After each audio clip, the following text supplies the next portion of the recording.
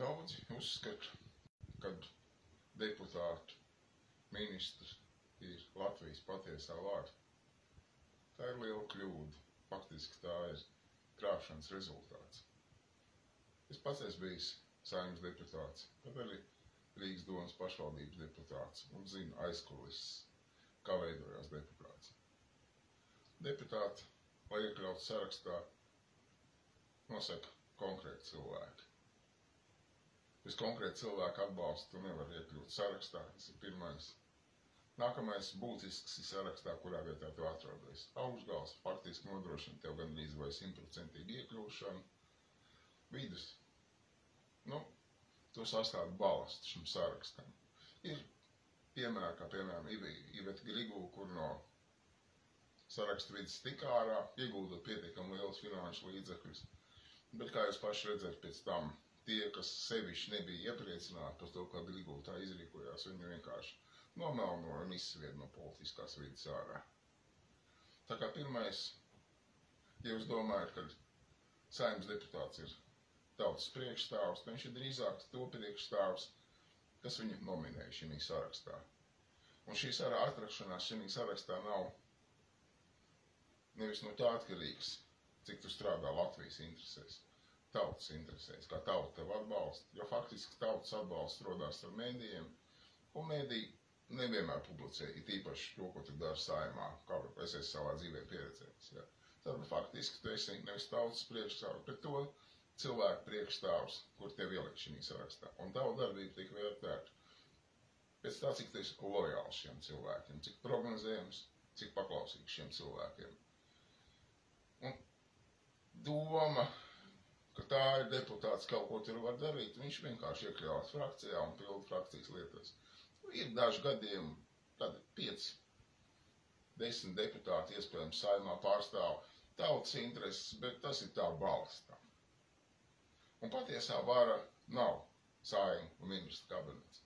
Patiesā vara ir vairāk tie, kas nominē šos deputātus. Bet arī viņi ir savās saistībās ar naudas varu, es saucu to. Naudas var atļauj viņiem šeit būt. Naudas var ir izdevušanais konkrētas savas intereses. Bankas, kredīti, medicīna, farmacijas uzņēmuma atbalsts, ārpolitika, kas saistās ar ieroču ražošanu.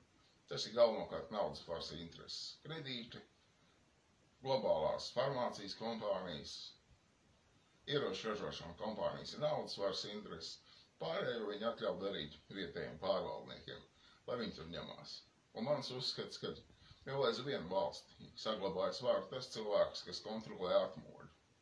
Kāds LPSR VDK virsnieks, kurš atstrādājās Johansona kungam, kā iet ar tautas frontes kontrolēšanu. Aizvien šī ietekme ir liela. Faktiski šai personai mēs varētu būt pateicīgi par to, ka Latvija izmirst vismaz viens novads gadā. Grimstam miljardu parādos. Mums ir zemākā labklājība Eiropas Savienībā. Faktiski ignorēt satversmes suverēnu tautas varas principu. Tā kā reālā vara, kas šeit mums ir un ko mēs realizējam, kas mums notiekās, ir naudas vara. Tāpēc naudas varai neinteresē, kas notiekās Latvijas valsti, Latvijas tautu. Drīzāk grib pārvērst mūs par masu, kas dzenās pēc naudas, bez tautības, bez dzimuma. Un faktiski tas arī šobrīd notiekās. Visi mēdīji atbalsta šo lietu, jo mēdīji lielākoties ir kontrolēti no naudas varas puses. Vēl šo var realizēt caur drošības dienestiem. Mūsu drošības dienesti nav pakļauti Saeimā. It kā formāli ir, bet faktiski drošības dienesti drīzāk nosaka, kurš būs Saeimas ministrs un kurš nebūs. Drošības dienesti nosaka, kurš deputāts varēs pietiekami pilnīt tautas priekšstāvu darbu, iedodot viņam pielaidu vai atņemot pielaidu valsts noslēpumam.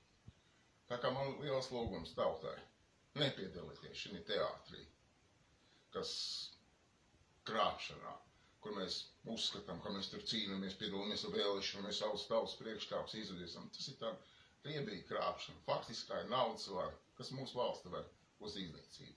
Tauta var uz iznīcību. Paldies par uzmanību!